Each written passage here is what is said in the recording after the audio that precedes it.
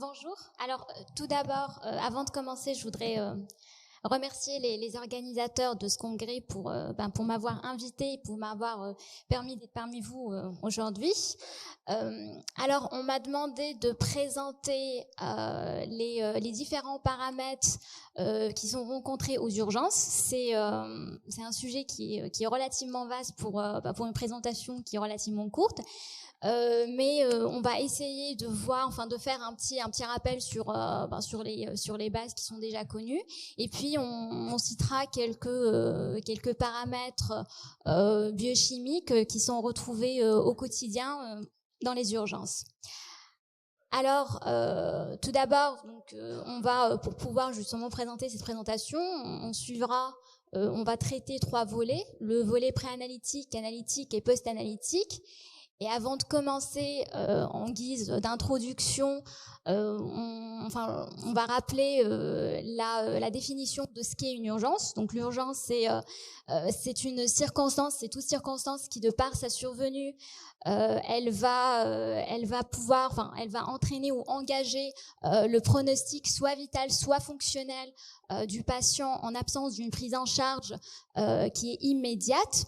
Alors généralement, ça va être soit par exemple des malaises, ou encore des douleurs, que ce soit des douleurs thoraciques ou encore des détresses qui peuvent être respiratoires ou autres. Et donc, comme je l'ai déjà dit, la réponse qui doit lui être apportée doit être rapide, sous peine de voir l'évolution du patient être mise en danger. Alors, il n'existe pas un seul type d'urgence, mais il existe différents types d'urgences. Alors, on a premièrement une urgence qui est dite absolue ou vitale.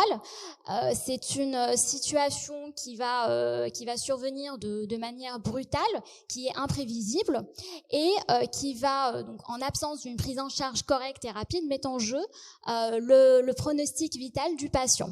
Alors, dans ce contexte-là, les examens biologiques, ils vont s'avérer indispensables pour pouvoir poser et le diagnostic et la conduite thérapeutique.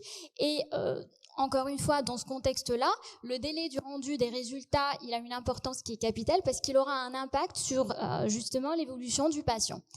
Alors, deuxième type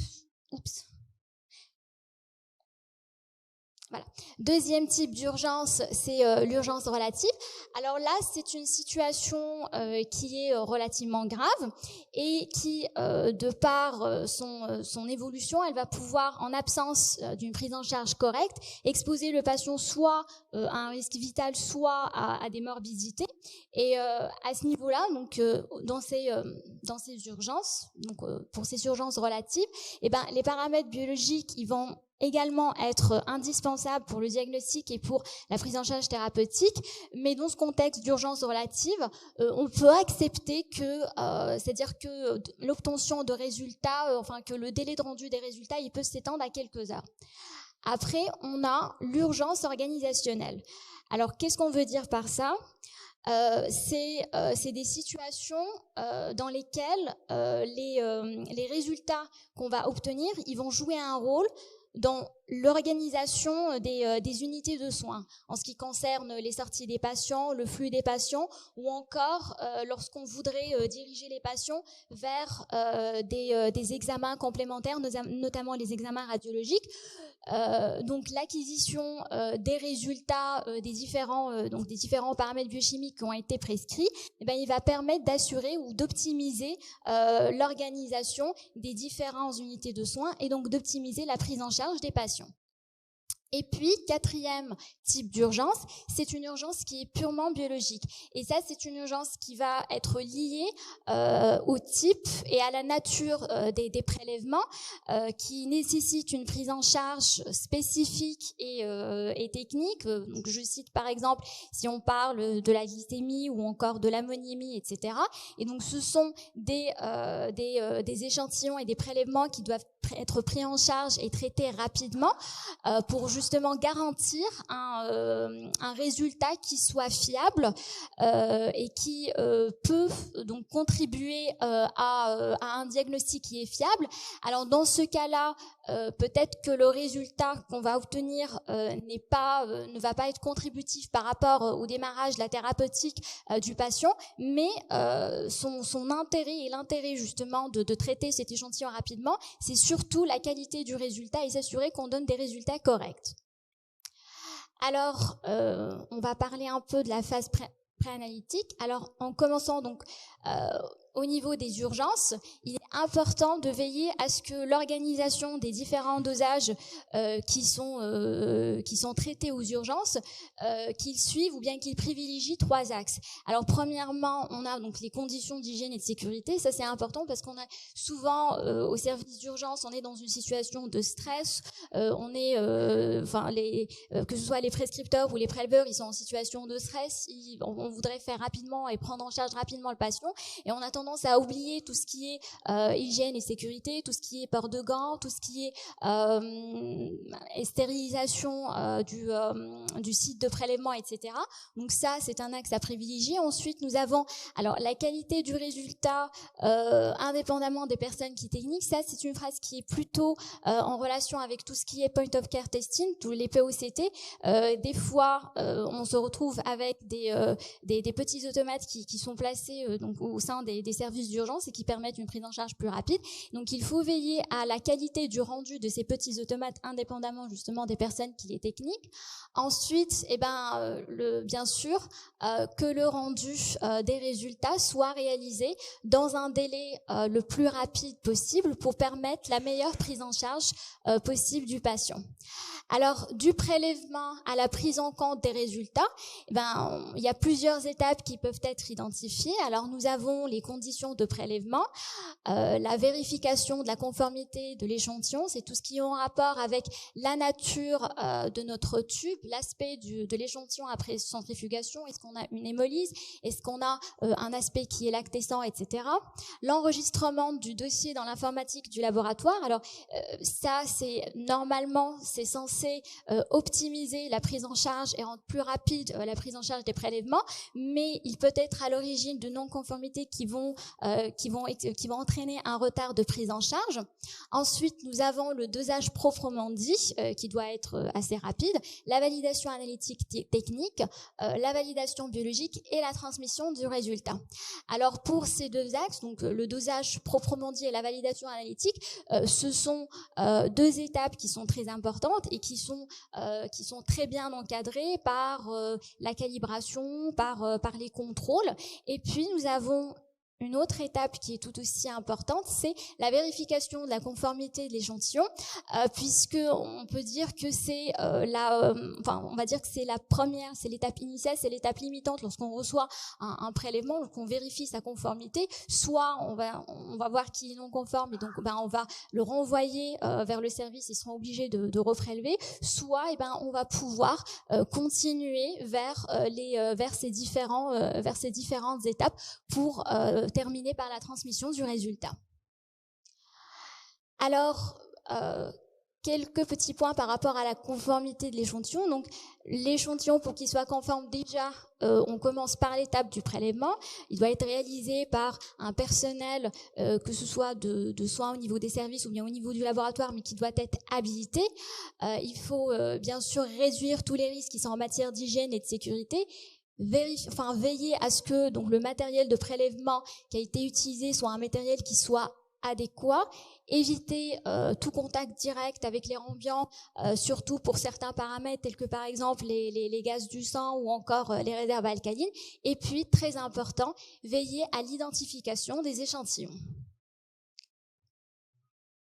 Alors là, je tiens juste à mettre le point sur l'importance des renseignements cliniques. Alors, ils sont indispensables autant pour les techniciens que pour les biologistes, parce que les renseignements cliniques, ils vont permettre de faciliter la prise en charge des prélèvements au sein du laboratoire. Et surtout, l'importance ou bien le rapport, c'est que ils vont permettre ils vont rendre plus rapide, si on veut dire, la prise en charge, ou plus exactement de la prescription de tests complémentaires. Parce que quand vous allez recevoir un bilan et que vous connaissez les renseignements cliniques, eh ben, on pourra, à la place d'attendre jusqu'à ce que le résultat sorte, qu'il passe chez le clinicien et que le clinicien se décide à ajouter tel ou tel test complémentaire, ben, tout simplement contacter le clinicien, discuter avec lui du cas et c'est-à-dire sur le moment, ajouter d'autres tests complémentaires. Donc c'est très intéressant à ce niveau-là. Et puis également en ce qui concerne tout ce qui est interférences médicamenteuses qui peuvent venir ou autres interférences qui peuvent venir fausser les résultats. Mais donc comme j'ai dit par exemple les interférences médicamenteuses, c'est intéressant à savoir parce que ça aide à améliorer notre interprétation et notre validation des différents résultats.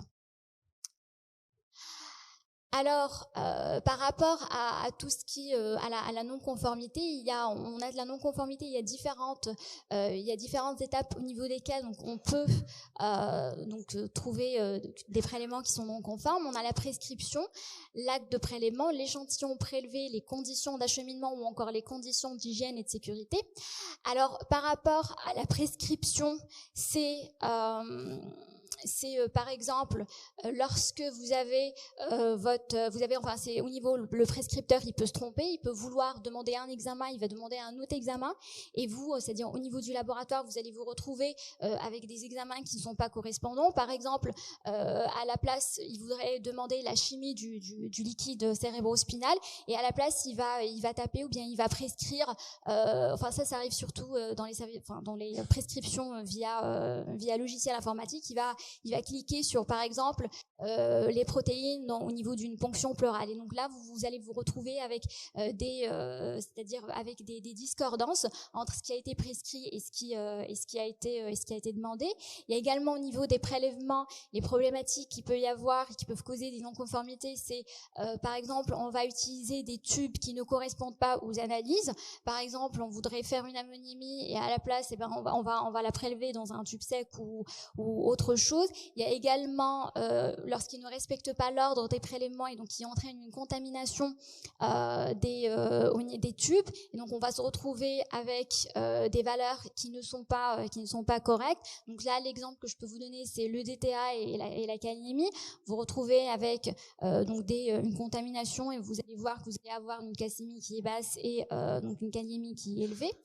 Après, en ce qui concerne donc j'ai également mis donc les discordances entre l'analyse demandée et le tube utilisé, donc ça j'ai déjà dit. Et puis vous avez tout ce qui est problématique par rapport au prélèvement quand il manque, les prélèvements spécifiques, je veux dire. Par exemple chez les nouveau-nés et nourrissons, vous avez il faut des matériels assez spécifiques pour permettre donc que le prélèvement soit réalisé de manière qu'il soit de bonne qualité. Et des fois le matériel manque, ils font les prélèvements avec ce qu'ils ont et on obtient des quantités qui ne sont pas suffisantes.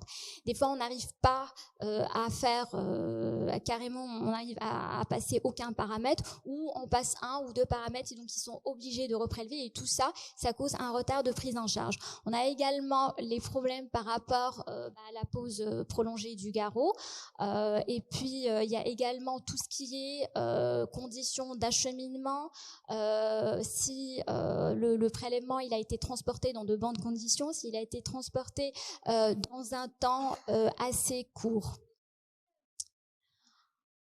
Alors, niveau analytique, donc là, on passera aux paramètres biochimiques aux urgences. Alors déjà, les paramètres qui sont traités aux urgences, ils sont très nombreux et ils varient en fonction des différents organes qu'on voudrait explorer. Alors, il y a des paramètres qui sont aspécifiques, donc on peut les doser autant chez les hommes que chez les femmes. Et puis, il y a des paramètres qui sont caractéristiques d'un état physiologique ou d'un sexe ou d'un genre. Par exemple, je prends par exemple la bêta-HCG chez la femme chez qui on suspecte par exemple une grossesse extra-utérine. Donc ça, c'est un paramètre qui est assez spécifique à la femme. Alors, le choix des différents paramètres biochimiques, il aura comme objectif d'infirmer ou de confirmer donc la pathologie qu'on suspecte, et il va falloir prendre en compte ce qu'on appelle la chronobiologie, c'est-à-dire qu'est-ce que le prélèvement a été réalisé en fonction des paramètres qu'on dose, parce que il y a certains paramètres qui dépendent du cycle nictéméral et qui varient en fonction des différentes phases du cycle nictéméral. Donc c'est toujours intéressant d'avoir ça, c'est-à-dire d'y penser. Et puis nous avons bien sûr ces paramètres biochimiques, en plus de contribuer à infirmer ou à confirmer un diagnostic, eh bien ils vont par la suite, une fois qu'on a posé notre diagnostic, eh bien ils vont permettre de faire un suivi de l'évolution du patient avec des dosages assez fréquents. Alors là, je vous ai mis un tout petit panel des paramètres biochimiques qu'on retrouve dans les urgences. Alors, Alors au niveau, en ce qui concerne la protéinorachie, la glucorachie et la chlorurachie, donc c'est la chimie du LCR. Alors ça joue un rôle très important dans le diagnostic des méningites. Donc les méningites, c'est des urgences médicales absolues, et lorsqu'on demande un examen, plutôt lorsqu'on suspecte un syndrome méningé, on réalise ce qu'on appelle une ponction lombaire. On va prélever du liquide cérébrospinal, et il y a deux principaux prélèvements qui vont être envoyés. Il y en aura un qui va être envoyé en microbiologie pour l'examen cytobactériologique, et puis un qui est envoyé pour la biochimie. Et là, bien sûr, glycorachie et protéinorachie vont jouer un rôle très important, parce qu'ils vont permettre de faire la part des choses, de faire la différence entre une origine qui va être bactérienne et puis une origine qui est virale. Et donc ça permettra de donner une sorte d'orienter, on va dire, ça permettra d'orienter le diagnostic, en attendant bien sûr le complément des résultats cytobactériologiques. Alors autre paramètre, c'est l'exploration de la fonction rénale. Alors, quand on veut explorer la fonction rénale dans le cas de l'insuffisance rénale, on procède essentiellement à doser donc l'urée sanguine, la créatinémie et bien sûr donc la clairance de la créa. Alors, en ce qui concerne là, je vous ai mis manque de spécificité pour l'urée, parce que l'urée sanguine elle est moins spécifique que la créatinémie, donc on préférera toujours le dosage de la créatinémie. Pour le ionogramme sanguin, c'est plutôt la recherche, on va rechercher l'impact des différents troubles hydroélectrolytiques secondairement à une insuffisance rénale, et puis on dosera également la protéinurie dans un certain type d'étiologie assez bien définie, telle que la prééclampsie. Alors, pour la fonction hépatique, alors là, les différents paramètres qu'on dose pour la fonction hépatique, leur but, il est beaucoup moins diagnostique et beaucoup plus impact et gravité, évaluation de la gravité de ces différentes pathologies et processus pathologiques au niveau du foie. Donc en situation d'urgence, on fera différents dosages en fonction de nos orientations, parce qu'il n'y a pas un seul processus pathologique, mais ils sont très nombreux. On a différents syndromes biologiques et hépatiques, et en fonction bien sûr de l'anamnèse, en fonction de notre orientation, eh bien on demandera un panel d'examens biochimiques pour pouvoir justement explorer ces différents processus pathologiques. Alors parmi ces syndromes biologiques, on a celui de la cytolyse. Alors la cytolyse, c'est toutes les lésions, c'est des lésions hépatocytaires qui vont venir donc entraîner une lésion au niveau de l'hépatocyte. L'hépatocyte, il va être lysé, il va libérer son contenu qui contiendra énormément d'enzymes hépatiques, mais également on retrouvera également du fer, de la ferritine, du LDH, etc. Et bien sûr les premiers enzymes qui vont être largués et les enzymes qui sont prescrits en premier lieu, c'est les transaminases, les alates et les azates. Les transaminases, c'est-à-dire alates et azates. Alors pour le LDH, même s'il est libéré dans notre contexte de cytolyse hépatique, il n'est pas vraiment prescrit comme étant un examen d'urgence. Et puis par rapport, là j'ai mis un point d'interrogation, d'exclamation par rapport à l'hémolyse l'hémolyse, c'est que l'hémolyse, elle va venir interférer avec vos résultats, et donc c'est malheureusement un facteur confondant et qui cause des interférences à ce niveau-là. Et puis bien sûr, les renseignements cliniques sont très importants à la recherche de prises médicamenteuses qui peuvent soit donc être la cause ou bien venir interférer avec les résultats. Par exemple, les acétaminophènes, ils sont retrouvés dans plusieurs médicaments et ils peuvent causer des interférences avec ce dosage. Puis ensuite, on a le syndrome biologique de cholestase. Alors là, c'est tous les signes biologiques qui sont liés à un défaut ou bien une rétention des différents du flux biliaire. Biologiquement parlant, sa conséquence, ce sera une accumulation plasmatique ou tissulaire et donc des composés qui sont à élimination biliaire. Et puis, on a également une augmentation de la synthèse au niveau canaliculaire hépatique de certains enzymes, notamment des phosphatases alcalines et des gamma-GT. Alors, qu'est-ce qu'on dose dans le syndrome de cholestase? On a les phosphatases alcalines qui vont être élevées, qui sont sensibles, mais qui manquent de spécificité parce qu'elles sont pas exclusives au foie, elles sont également synthétisées au niveau osseux, chez la femme enceinte par le placenta, ou encore elles ont également une synthèse intestinale. 20 minutes. Le temps, il est écoulé. Oui, ah là là, il me reste beaucoup. J'essaie de faire vite, d'accord. Ok. Alors, donc la principale, on va dire le principal paramètre qui va être synthétisé, qui va être dosé dans le cas de la cholestase, ça va être la bilirubine directe et la bilirubine totale. Alors, pour ces paramètres-là, il y a des risques d'interférence qui peuvent survenir, donc il est important, bien sûr, toujours de compléter par des renseignements cliniques. Alors, il y a la possibilité qu'il y ait certains médicaments peuvent entraîner des interférences, notamment un certain type, donc le phénolbutazone qui est un ANS. Il y a également le verre d'indocyanine. Également, c'est un produit qui est utilisé dans plusieurs explorations fonctionnelles hépatiques, oculaires, etc. Et il peut entraîner des interférences au niveau du dosage des bilirubines. On va avoir une sorte d'inversion entre la bilirubine totale et la bilirubine directe. Donc c'est là où, comme je dis toujours, il est important il est important de recevoir les renseignements cliniques. Alors rapidement, les états inflammatoires, c'est la CRP. Ah oui, c'est bon, je vais faire rapidement les choses.